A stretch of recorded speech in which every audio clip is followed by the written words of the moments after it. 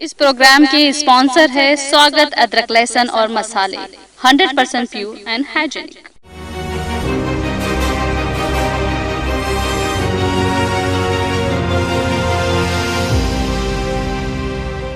السلام علیکم، آداب، میں ہوں Khalil Farhat. Program today in history میں دیکھتے ہیں آج 13 فروری کو ہونے والے اہم تاریخی واقعات۔ 13 فروری اور ایک اندازے کے مطابق 10 فروری 1258 یعنی 1258 کو ہی منگول حکمراں ہلاکو خان نے بغداد پر قبضہ کر لیا اور ایک ہفتے تک منگول عباسی خلافت کے دارالحکومت میں لوٹ مار کرتے رہے۔ منگولوں کے ہاتھوں بغداد کی تباہی اور خلافت عباسیہ کے خاتمے کو سقوط بغداد کے نام سے یاد کیا جاتا ہے۔ بغداد کا محاصرہ جو 1258 میں ہوئے اس حملے میں 2 لاکھ مسلمانوں کا قتل عام کر دیا گیا تھا، شہر کو جلا دیا گیا، یہاں تک کہ بغداد کے قدیم لائبریریز کو بھی چنگیزی افواج نے آگ لگا ڈالی تھی۔ ہلاکو خان کی زیر قیادت منگول افواج نے عباسی حکمراں مستحسن باللہ کو قتل کر دیا، شہر میں لاکھوں مسلمانوں کا قتل عام کیا گیا۔ زمین سورج کا چکر لگاتی ہے۔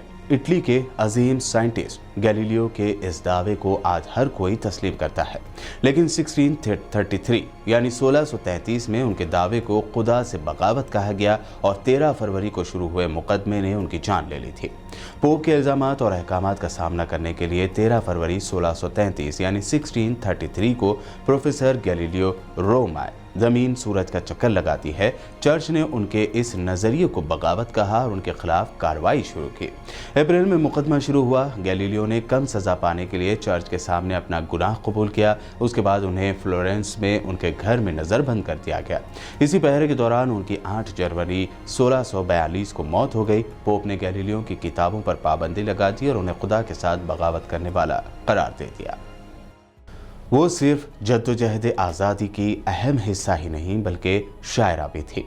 ان کی تقریریں اور نظمیں لوگوں میں وطن پر قربان ہونے کا جذبہ پیدا کرتے تھے۔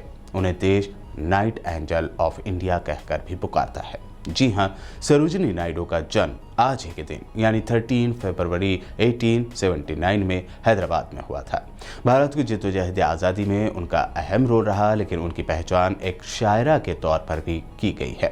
انہوں نے کئی نیشنل موومنٹس کی قیادت کی اور جیل بھی گئی۔ آزادی کی لڑائی میں وہ گاؤں شہر گھوم کر لوگوں میں وطن کی محبت کا جذبہ جگاتی رہیں۔ 1925 میں وہ کانپور میں ہوئے کانگریس کے اجلاس میں صدر بنی۔ بھارت کو آزادی ملنے کے بعد وہ اتر پردیش کی پہلی گورنر بنی، جو کہ اس وقت آگرہ اور اودھ کا مشترکہ صوبہ تھا۔ سال 1991 یعنی 1991 میں 13 فروری کے ہی دن امریکہ نے عراق پر بمباری شروع کر دی تھی۔ امریکن وار پلین کے ذریعے بغداد پر اس بمباری میں سینکڑوں عام شہریوں کی موت ہو گئی تھی اور لوگ بڑی تعداد میں زخمی بھی ہوئے تھے۔ عراق کے فارن منسٹر طارق عزیز نے اس وقت کہا کہ یہ مجرمانہ کارروائی ہے اور پہلے سے تیار منصوبوں کی بنیاد پر شہریوں پر حملہ کیا گیا۔ اقوام متحدہ کے ترجمان نے اتنی بڑی تعداد میں شہریوں کی ہلاکتوں پر دکھ کا اظہار کیا تھا۔ امریکہ نے اس حملے میں شہریوں کی ہلاکت پر مگرمچھ کے آنسو بہاتے ہوئے افسوس تو ظاہر کیا، ساتھ ہی اس کا الزام صدام حسین پر ڈال دیا تھا۔ 13 فروری 2011 کے ہی دن اٹلی کے وزیر اعظم برلسکونی کے سیکس اسکینڈل کے منظر عام پر آنے کے بعد ملک بھر میں خواتین نے ان کے خلاف احتجاج کا سلسلہ شروع کیا تھا۔ اٹلی کے شہر میلان میں پی ایم برلسکونی کے گھر کے سامنے سینکڑوں شہریوں نے احتجاجی مظاہرہ کیا تھا۔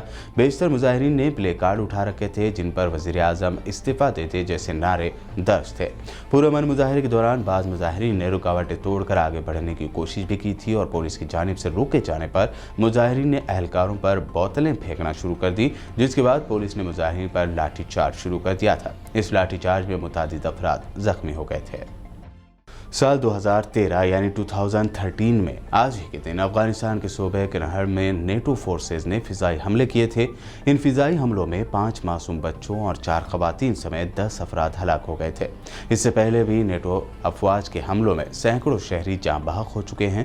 اس حملے کے بعد بھی نیٹو کے ترجمان نے پھر پرانی بات دہراتے ہوئے اس فوجی حملے میں عام شہریوں کی ہلاکت کی تحقیقات کیے جانے کا اشارہ دیا تھا۔ وہیں عام شہریوں پر ہمیشہ کی طرح کچھ وقت کے لیے واویلا کرنے والی افغان حکومت نے اس حملے میں اپنے شہریوں کی ہلاکت پر واشنگٹن سے متعدد بار احتجاج کیا، تاہم امریکی حکومت عام شہریوں پر حملے روکنے میں ناکام نظر آئی۔ 13 فروری کو ہونے والے اہم تاریخی واقعات اور اس دن پیدا ہونے والی اہم شخصیت کی شارٹ بایوگرافی آپ نے دیکھی۔ یوٹیوب پر PPN چینل کو سبسکرائب کرنا بالکل بھی نہ بھولیں۔